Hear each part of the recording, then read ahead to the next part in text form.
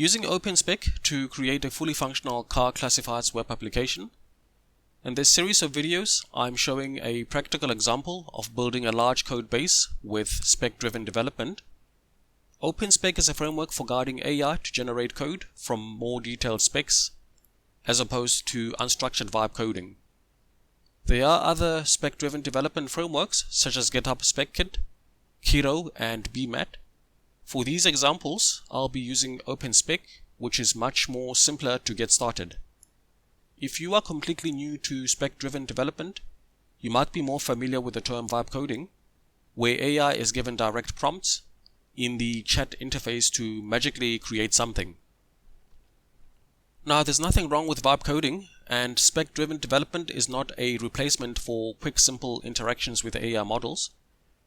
As an example, it is very easy and straightforward to vibe code a prototype of this car classifieds web application. Pretty much all the AI models will be able to create something within seconds. As shown here, a prototype of placing an advert is vibe coded almost instantly. It looks good without needing to be a front-end specialist. Spec-driven development becomes important when there is a relatively large application with very detailed logic and requirements. The main goal is to guide the AI model to generate a slightly more correct solution without correcting it or without going back and forth chit-chatting. Now, let's just try to vibe code this car classifieds application.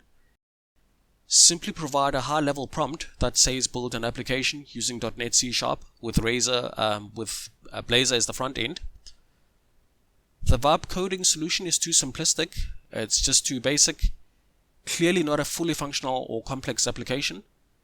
Then the bigger problem, the AI generated code doesn't meet any coding best practices or standards, meaning you have all this large code base, but it's very hard for a developer to add more features. Now, in practice and for most large enterprise applications, there's going to be some high-level formalized requirements document. It doesn't have to be technical, but it's simply more of a written by a product manager or a business owner, and this would have been written in natural language. Here's an example of such a document, and clearly this is quite detailed and it's quite large. It will be impractical to just throw this entire document into a chat window, then instruct an AI agent to build the application. Vibe coding is just not going to work in this case.